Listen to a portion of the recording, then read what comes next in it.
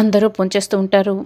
కౌశికి జగదాత్రి కేదార్ మీరు మాతో పాటు కూర్చొని తినండి అని అంటూ ఉంటే, పర్వాలేదు వదిన, మేము మీరు తర్వాత తింటాం, మీరు తినండి అని ధాత్రి అంటుంది.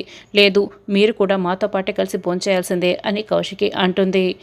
వాళ్ళు వద్దని చెప్తున్నారు కదా వదిన, ఎందుకు మీరు బలవంతం చేస్తున్నారు అని నిషి అడుగుతుంది. అక్క అన్న గౌరవం నీకు ఎలాగో లేదు, నేను గౌరవిస్తుంటే నువ్వెందుకు నిషి అడ్డుపడుతున్నావు, నువ్వు కాస్త ఊరుకుంటావా? జగదాత్రి కేదార్ మీరు కూర్చోండి అని కౌశికి అయితే బలవంతంగా దాత్రి కేదార్ని కూర్చోమని చెప్పి కలిసి భోంచేస్తూ ఉంటారు. అక్క, ఇందాక మేనేజర్ వచ్చి వెళ్ళారు కదా, ఎందుకు అని యువరాజ్ అడుగుతారు. అంటే రావు గారు మన షేర్స్ అన్నీ కొనాలనుకుంటున్నారు, అందుకే ఒక ల్యాండ్ అమ్మేస్తున్నాను, ఆ షేర్లన్నీ మనమే కొనాలి అని కౌశికి అంటుంది. అదేంటి వదిన, ల్యాండ్ అమ్ముతుంటే మీ పాటికి మీరు ఒక్కరే నిర్ణయం ఎలా తీసుకుంటారు, మాకు ఒక్క మాట అయినా చెప్పాలి కదా అని నిషి అడుగుతుంది. నేను ఎన్నో బిజినెస్లు సంబంధించిన నిర్ణయాలు తీసుకుంటూ ఉంటాను, నేను ఎప్పుడూ చెప్పాల్సిన అవసరం కూడా లేదు, ఇప్పుడేంటి కొత్తగా అని కౌశికి అడుగుతుంది. అప్పుడు వేరు ఇప్పుడు వేరు, ఇప్పుడు మేమందరం ఉన్నాం కదా, మా నిర్ణయాలు కూడా తీసుకోవాలి కదా అని నిషి అడుగుతుంది. అవును కదా అని కాచి కూడా అంటుంది. అయినా ల్యాండ్ని ఇంకా కొనడానికి బయ్యర్ రెడీగా లేడు, అప్పుడు చెప్దాంలే అని నేను, కానీ చెప్పాల్సిన అవసరం ఏముంది అని కౌశికి అంటుంది. చెప్పే తీరాలి వదిన, మీ పాటికి మీరు నిర్ణయాలు తీసుకుంటే ఎలా అని నిషిక అడుగుతూ ఉంటుంది. ఏంటి నిషి అలా మాట్లాడుతున్నావు, అక్క కనుక తన స్వార్థం చూసుకునేది అయితే ఈరోజు మీరందరూ ఇలా కూర్చొని తినేవల్ల అని కేదార్ అడుగుతారు. ఇదంతా నీకు అనవసరం, అయినా ఒక్క మాటైనా చెప్పాలి కదా అని, ల్యాండ్ని అమ్మేసి షేర్లన్నీ మీ పేరు మీద పెట్టుకుందామని అనుకుంటున్నారా అని నిషి ప్రశ్నిస్తూ ఉంటే, చూడు, ల్యాండ్ ఉన్నది నా పేరు మీద, నా పేరుతో ఉన్న ల్యాండ్ని అమ్ముతున్నప్పుడు నీకు చెప్పాల్సిన అవసరం ఏముంది? అయినా కలిసి ఉన్న ల్యాండ్ని అమ్మాలనుకున్నప్పుడు పిన్ని సంతకం కూడా కావాల్సి ఉంటుంది. ఇప్పుడు పిన్ని సంతకం పెట్టే పరిస్థితులు లేదు కాబట్టి నా పేరుతో ఉన్న ల్యాండ్ని అమ్మేయాలనుకున్నాను. అయినా ల్యాండ్ అమ్మేసిన తర్వాత షేర్లన్నీ నా పేరుతో పెట్టుకుంటానని నేను చెప్పలేదు కదా అని కౌశికి అడుగుతుంటే, అంటే ఇది మనకు పనికి వచ్చే విషయమా, నేను అనవసరంగా ఇన్వాల్వ్ అయ్యానే అని నిషి మనసులో అనుకుంటుంది. అక్క, నిషి మాటలు పట్టించుకోవద్దు, ఏదో తెలియక మాట్లాడిందిలే అని యువరాజ్ అంటాడు. అంటే మీ పేరు మీద ల్యాండ్ని అమ్ముతున్నారా వదిన అని ధాత్రి అడుగుతుంది. అవును అని కౌశికి అంటుంది. ఇక కేదార్ అయితే ఫోన్ మాట్లాడుతూ వెళ్తూ ఉంటాడు రోడ్డు పైన. అప్పుడే యువరాజ్ ఇంకొక ఇద్దరు రౌడీల్ని కేదార్ ముందుకి రాకుండా కేదార్ వెనుక నుంచే కేదార్ని కొట్టేసి వెళ్ళిపోతారు. అయితే యువరాజే ఇలా కొట్టాడని కేదార్ అయితే పసిగట్టేస్తాడు. రే యువరాజ్ అని కేదార్ పిలుస్తూ ఉంటాడు.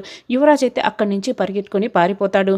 కేదార్ ఇంటికి వస్తాడు. కొట్టిన విషయం అంతా కూడా గుర్తు చేసుకుంటాడు. కేదార్ కిచెన్లో తానే స్వయంగా కాఫీ తయారు చేస్తాడు. కప్పులో పోసుకొని వెళ్తూ ఉంటాడు. అప్పుడే ధాత్రి అక్కడికి వచ్చి, కాఫీ కావాలంటే నేను ఇచ్చేదాన్ని కదా కేదార్, నువ్వెందుకు పెట్టుకున్నావు అని ధాత్రి అడుగుతుంది. ఇది నా కోసం కాదు ధాత్రి, నా తమ్ముడు కోసం అని కేదార్ అంటాడు. ఏంటి, యువరాజు కోసమా అని ధాత్రి అయితే ఆశ్చర్యపోతుంది. ఎందుకిలా నువ్వు ఇస్తున్నావు అని అడుగుతూ ఉంటుంది. నా తమ్ముడికి ఉదయాన్నే బెడ్ కాఫీ ఇవ్వాలని అనిపించింది, అందుకే తీసుకువెళ్తున్నాను అని కేదార్ కోపంగా అక్కడి నుంచి వెళ్ళిపోతాడు. బెడ్ కాఫీనా, ఎప్పుడూ లేనిది కేదార్ ఇలా కాఫీ తీసుకువెళ్ళడం ఏంటి, ఏదో డౌట్ కొడుతుంది అని ధాత్రి వెనకాలే వెళ్తుంది. అయితే కేదార్ అయితే యువరాజ్ గదిలోకి వెళ్ళి గడియ పెట్టేస్తాడు. అదేంటి, డోర్ని లాక్ చేసేసుకున్నాడే అని ధాత్రి అయితే కంగారు పడుతూ అటు ఇటు చూస్తూ ఉంటుంది. అప్పుడే కేదార్ నిద్రపోతున్న యువరాజ్ దగ్గరికి వెళ్తాడు. చిటికలు వేసి నిద్ర లేపుతాడు. ఇక యువరాజ్ అయితే ఉన్నట్లుండి కళ్ళు తెరుస్తాడు. గదిలోకి వచ్చిన కేదార్ని చాలా షాకై చూస్తూ ఉంటాడు. కేదార్ వెంటనే యువరాజ్ గొంతు పట్టుకొని గట్టిగా నులిమేస్తాడు. అలా చాలాసేపు నులిమేస్తాడు. ఇక యువరాజ్ అయితే చాలా కష్టంగా కేదార్ చేతి నుంచి విడిపించుకుంటాడు. ఆయాసపడుతూ అమ్మ అని గొంతు పట్టుకుంటాడు. అయితే యువరాజ్ అయితే తేరుకునే లోపే కేదార్ మళ్ళీ యువరాజ్ని బాగా కొట్టేస్తాడు. చెంపలు పగలు కొడతాడు. తలపై గట్టిగా ఒక్క దెబ్బ కొడతాడు. యువరాజ్ తల పట్టుకొని అలాగే కింద పడిపోతాడు. కాసేపటికి యువరాజ్ మళ్ళీ తేరుకుంటాడు. బెడ్పై కూర్చుంటాడు. పోలీస్ ఆఫీసర్పై చేయి చేసుకుంటే ఏమవుతుందో నీకు అర్థమవుతుందా యువరాజ్? అయినా పోలీస్పై చేయి చేసుకోవడం అంత తేలికనుకున్నావా? ఇప్పుడు అర్థమైంది కదా నాపై చేయి చేసుకున్నందుకు. ఇప్పుడు నువ్వు ఎలా తన్నులు తిన్నావో, నిన్న రౌడీలు పంపించి నన్ను కొట్టిస్తావా?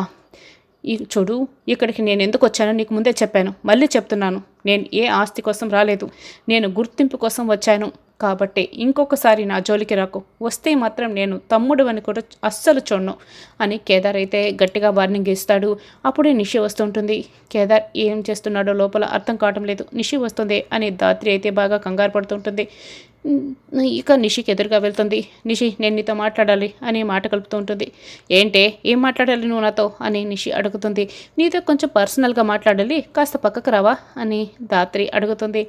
ఇప్పుడు మాత్రం నువ్వు నేనే కదా ఉన్నాం ఇక్కడ, ఇంకెవరున్నారు అని నిషి కోపడుతుంది. అంటే గోడలకు చెవులు ఉంటాయి కదా, అందుకే నిషి అని ధాత్రి అంటుంది. చూడు, నువ్వు నన్ను కొట్టావన్న అనుమానం వస్తేనే నేను నిన్ను ఎలా చుక్కలు చూపించాను. అదే నువ్వే నన్ను తెలిస్తే నేను ఎంతవరకు వెళ్తానో నీకు తెలుసు కదా. ఇలాంటి చెత్త ఏదైనా ఉంటే బయట చూసుకో, అంతేకాని నాపైన ప్రయోగించాలని అస్సలు చూడకు. ఇలాంటి చెత్త ఇంకొకసారి నా వరకు తీసుకొచ్చావే అనుకో, నీ నిజ స్వరూపం ఏంటో అక్క ముందు బయట పెడతాను. కాబట్టే ఒళ్ళు దగ్గర పెట్టుకో అని కేదార్ అయితే బాగా వార్నింగ్ ఇస్తాడు. ఇక తాను తయారు చేసుకొచ్చిన కాఫీని నీకోసమే తీసుకొచ్చాను, తాగు అని యువరాజ్ చేతిలో పెడతాడు. అయితే యువరాజ్ అయితే తాక్కుంటా కేదార్ వైపే చూస్తూ ఉంటాడు.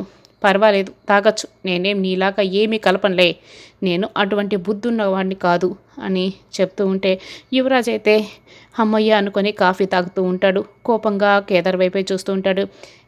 ఏంటో ఇక్కడే చెప్పవే అని నిషి గట్టిగా అడుగుతూ ఉంటుంది. అంటే ఎలా మొదలు పెట్టాలో నాకు అర్థం కావటం లేదు అని ధాత్రి అడుగుతుంటుంది. నువ్వేదో మాట్లాడాలన్నావు, మళ్ళీ ఎలా మొదలు పెట్టాలో అర్థం కావటం లేదంటే నీకేమైనా పిచ్చి పట్టిందా అని నిషి కోప్పడుతుంటుంది.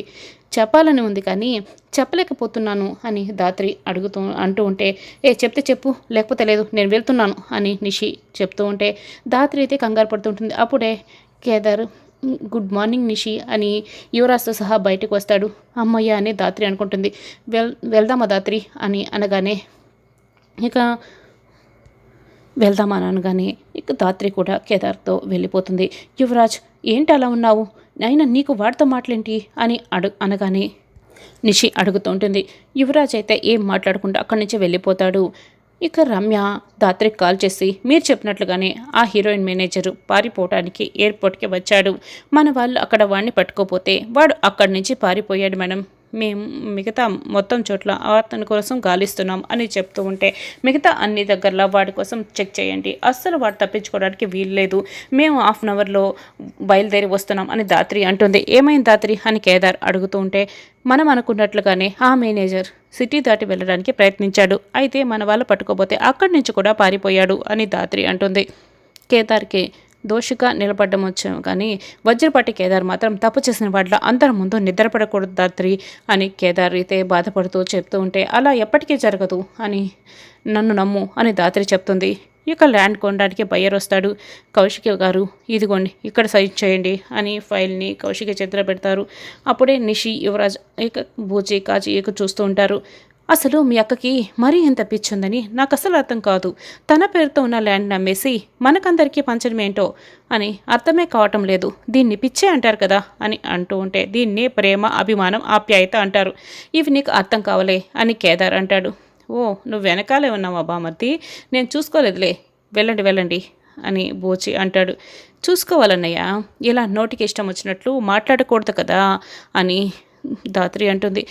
అయితే సంతకం చేస్తున్న కౌశికి ఒక క్షణం ఆగిపోతే ఏమైంది కౌశిక్ గారు అని అడుగుతూ ఉంటారు. అంటే ఆ ల్యాండ్ నా పేరు, సురేష్ పేరు, ఇద్దరి పేర్ల మీద ఉంది అని చెప్తూ ఉంటే ఇంకా మీకు అర్థం కావడం లేదా, సురేష్ అన్నయ్య సంతకం కూడా కావాలి, కౌశికి వదిన సంతకం ఒకటి సరిపోదు అని దాని అర్థం అని యువరాజ్ అంటాడు. అయితే పెట్టమని చెప్పేస్తే సరిపోతుంది కదా అని అతను చెప్తాడు. అంతే అని ధాత్రి, కేదార్లు కూడా అంటారు. వాళ్ళిద్దరూ త్వరలో విడాకులు కూడా తీసుకోపోతున్నారు అని నిషి అంటుంది. నిషి, నువ్వు కాస్త ఆగుతావా అని కేదార్, ధాత్రి అంటారు. ఉన్న విషయం చెప్తూ ఉంటే మీరెందుకు అడ్డుపడుతున్నారు అని యువరాజ్ అడుగుతాడు. ఇప్పుడు విడాకులు తీసుకుపోయే వాళ్ళు సంతకం చేస్తారా అని యువరాజ్ నిషి అడుగుతూ ఉంటే చూడండి కౌశిక్ గారు, ఇద్దరు సంతకాలు పెడితేనే ఈ స్థలం కొంటాను, అప్పుడు అడ్వాన్స్ మాత్రమే కాదు ఫుల్ పేమెంట్ ఒకేసారి ఇచ్చేస్తాను, సంతకం చేయించిన తర్వాత కాల్ చేయండి అని అడ్వాన్స్గా ఇవ్వడానికి తీసుకొచ్చిన ఆ డబ్బులు ఆ బయ్యర్ తీసుకొని వెళ్ళిపోతాడు. ఏంటో దిన విలాకుల వరకు తీసుకొని వెళ్ళిన అన్నయ్య సంతకం చేస్తారా అని నిషిక అడుగుతూ ఉంటే కౌశికి ఆలోచనలో పడుతుంది. ఇక బాధపడుతూ ఉంటుంది.